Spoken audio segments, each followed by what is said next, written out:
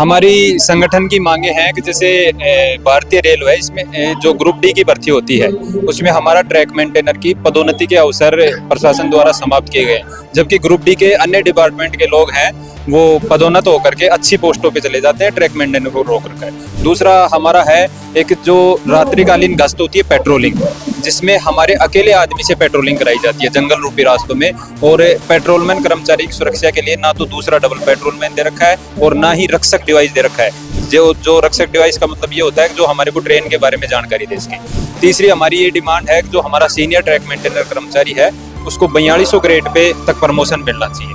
इसी प्रकार एक हमारी डिमांड ये है कि जो भारतीय रेलवे में जो मेडिकल और पास पीटीओ की सुविधा है उसमें माता पिता को वंचित रखा गया है। हमारे संगठन की मांग है कि माता पिता को भी पास पीटीओ और मेडिकल की सुविधाएं भी प्रदान की जाए। प्रशासन द्वारा हमारी मांगे अगर नहीं मानी गई तो हमारे को उग्र रूप अपनाना पड़ेगा कि हम शांतिपूर्ण तरीके से प्रदर्शन कर रहे हैं, शांतिपूर्ण तरीके से सरकार को हमारी डिमांड्स रख रहे हैं कि जो हमारी डिमांड्स है सालों से हम पेंडिंग पड़ी है। जो रेलवे की रीढ़ की हड्डी है ट्रैक मेंटेनर, उसकी बात नहीं सुनी जा रही। सरकार ये कह रही है कि हमने रेलवे में ये उन्नति कर ली, इतनी स्पीड से गाड़ियां चला रहे हैं, इतनी गाड़ियां चला रहे हैं। अरे गाड़ियां आप लोग चला रहे हो, वो सब ट्रैक मेंटेनर उसका मेंटेनेंस का कार्य कर रहा है, उसके बारे में तो सोचो। इतने बॉर्डर पे फौजी शहीद नहीं होते ना, उससे उसकी तुलना में उससे अधिक ट्रैक मेंटेनर शहीद हो रहा है। वॉशरूम का सुविधा नहीं दिया जाता और फील्ड में मतलब इधर उधर भटकना ही पड़ता है। कहना चाहिए लेडीज लोग का शारीरिक बनावट भी कहना चाहिए ट्रैक के लायक नहीं होता। जैसे वजन चीज उठाना है और झुकने उकने वाला काम है तो लेडीज लोग का बहुत सारा प्रॉब्लम रहता है। नमस्कार, बहुत स्वागत है आपका दैनिक डिजिटल लाइव में। मैं आपके साथ अभिषेक। अभी हमारी मौजूदगी दिल्ली के जंतर मंतर पर है, जहां पर जो रेलवे के कर्मचारी है वो लगातार सड़कों पर उतरते हुए दिखाई दे रहे हैं। हालांकि किस बातों को लेकर आए हैं बातचीत करेंगे, उन्हीं से जानेंगे कि क्या कुछ मांगे हैं। क्या नाम है आपका? मेरा नाम अजय गुजर है। कहाँ से? मैं NWR से हूँ, NWR का जोनल अध्यक्ष AIRT। कहाँ से आए? हम अजमेर डिवीजन से आए हैं। अजमेर से आए हैं। क्या कुछ मांगे लेकर जो है दिल्ली कूच करना पड़ा? हमारी संगठन की मांगे हैं कि जैसे भारतीय रेलवे इसमें जो ग्रुप डी की भर्ती होती है उसमें हमारा ट्रैक मेंटेनर की पदोन्नति के अवसर प्रशासन द्वारा समाप्त किए गए, जबकि ग्रुप डी के अन्य डिपार्टमेंट के लोग हैं वो पदोन्नत होकर के अच्छी पोस्टों पे चले जाते हैं ट्रैक मेंटेनर को रोक रखा है। दूसरा हमारा है एक जो रात्रिकालीन गश्त होती है पेट्रोलिंग, जिसमें हमारे अकेले आदमी से पेट्रोलिंग कराई जाती है जंगल रूपी रास्तों में, और पेट्रोलमैन कर्मचारी की सुरक्षा के लिए ना तो दूसरा डबल पेट्रोलमैन दे रखा है और ना ही रक्षक डिवाइस दे रखा है। जो रक्षक डिवाइस का मतलब ये होता है कि जो हमारे को ट्रेन के बारे में जानकारी दे सके। तीसरी हमारी ये डिमांड है कि जो हमारा सीनियर ट्रैक मेंटेनर कर्मचारी है उसको 4200 ग्रेड पे तक प्रमोशन मिलना चाहिए। इसी प्रकार एक हमारी डिमांड ये है कि जो भारतीय रेलवे में जो मेडिकल और पास पीटीओ की सुविधा है उसमें माता पिता को वंचित रखा गया है। हमारे संगठन की मांग है कि माता पिता को भी पास पीटीओ और मेडिकल की सुविधाएं भी प्रदान की जाए। इसके अलावा जो पुरानी पेंशन है जो गवर्नमेंट ने खत्म की है 2004 के बाद में, संगठन की मांग है कि NPS और UPS दोनों को खत्म करके और पुरानी पेंशन लागू करे। और एक मांग ये है कि 8 घंटे ड्यूटी रोस्टर वो किया जाए लंच सहित। ये हमारी मुख्य डिमांड है।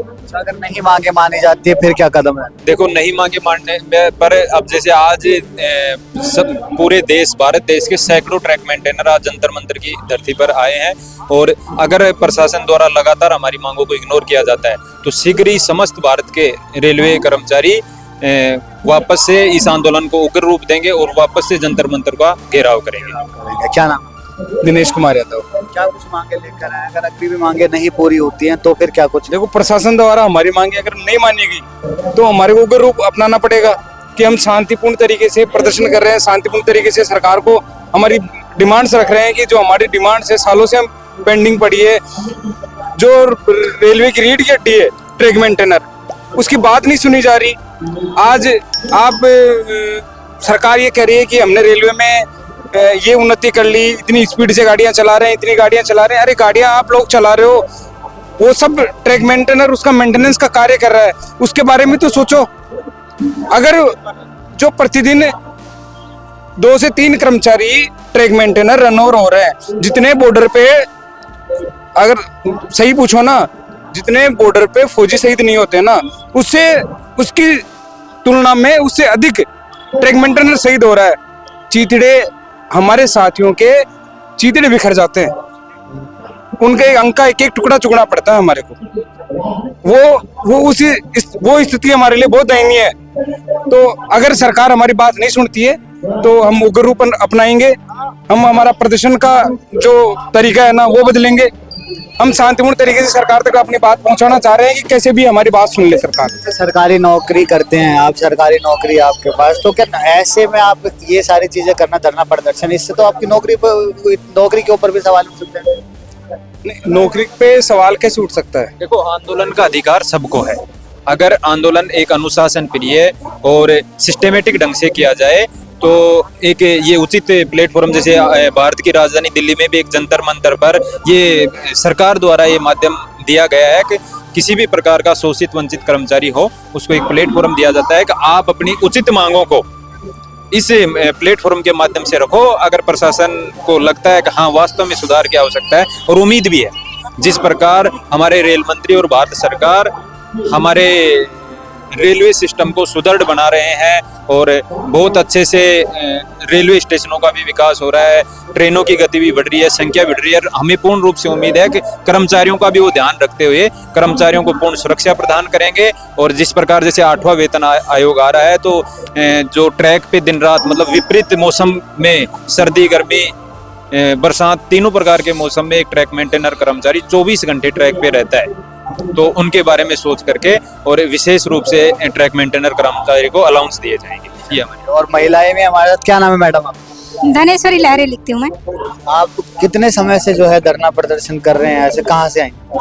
मैं बिलासपुर जोन से हूँ, रायपुर डिवीजन से, ऐसी सीआरटी है। वहीं पर अगर आप महिलाएं हैं, फिर ट्रैकमैन के अगर तौर पर अगर देखा जाए तो फिर क्या कुछ कठिनाइयाँ आती? ट्रैक में तो महिलाओं का बहुत ज्यादा समस्या है, कहना चाहिए। फील्ड का काम है ना, और प्लस ट्रैक है, तो ट्रैक में हम लोग को जैसे वॉशरूम का सुविधा नहीं दिया जाता, और फील्ड में मतलब इधर उधर भटकना ही पड़ता है, कहना चाहिए। लेडीज लोग का शारीरिक बनावट भी, कहना चाहिए, ट्रैक के लायक नहीं होता। जैसे वजन चीज उठाना है और झुकने उकने वाला काम है, तो लेडीज लोग का बहुत सारा प्रॉब्लम रहता है ना। तो मैं अपना कहना चाहूँगी कि जैसे बाकी डिवीजन में, बहुत सारे डिवीजन में लेडीज लोग का डिपार्टमेंट चेंज हो गया है, तो मैं अपने सरकार को इस आपके माध्यम से मैं बताना चाहूँगी, बोलना चाहूँगी कि ये जो ट्रैक है, ट्रैकमैन है ना, ये लेडीजों के लिए बहुत मतलब कठिनाई भरा काम है, मुश्किल है बहुत ज़्यादा।